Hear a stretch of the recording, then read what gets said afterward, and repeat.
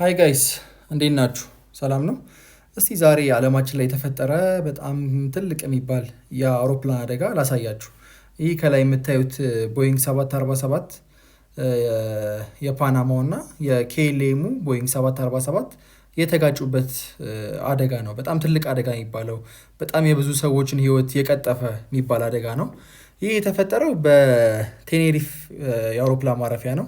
እንዴት ሊፈጠር ቻለ ለሚለው ያው ሁለቱም እዛ ቦታ መገኘት አልነበረባቸውም። ሁለቱም ጉዟቸው ወደ ላስ ፓልማስ ነበረ።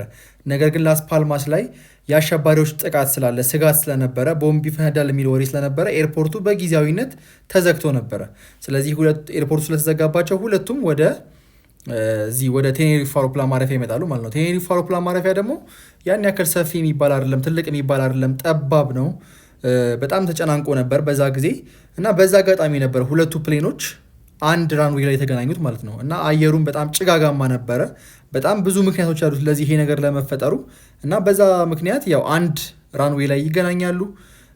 ከዛ በኋላ ያው ከኤቲሲ ጋር በነበረ ኮኔክሽን የኬሌሙ ለቴክኦፍ ክሊራንስ እንዳገኘ ነበረ የሚያውቀው። ነገር ግን ትክክል አይደለም፣ ሚስ አንደርስታንድ ተደራርገው ነበረ። ሚስ ኢንፎርሜሽን ነበር በመሀላቸው። የፓናማው ደግሞ ያው ታክሲንግ ላይ ነበረ፣ ታክሲንግ እያደረገ ነበረ፣ እየተንቀሳቀሰ ነበረ።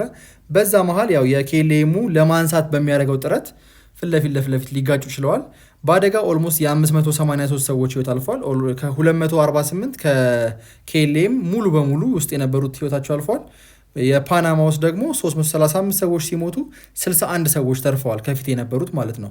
እንደነገርኳቸው ያው ጭጋጋማ አየር ነው። በዛ ላይ ያልተግባቡም ነበረ ከኤቲሲው ጋር ሲያወሩ ፓይለቱና ኤቲሲው። ሲቀጥል ደግሞ በአንድ ራንዌይ ውስጥ መገናኘታቸው ያው እንደ ምክንያቶች ይገለጻሉ እና በጣም አሳዛኝና ዘግናኝ የሚባል አደጋ ነው። ኦልሞስት 583 ሰው ነው የሞተበት። ኤኒሃው እንደዚህ አይነት የአቪዬሽን ኮንቴንት ያላቸው ነገሮች እንድሰራላችሁ ከፈለጋችሁ ፎሎ አድርጉኝ። ይመቻችሁ።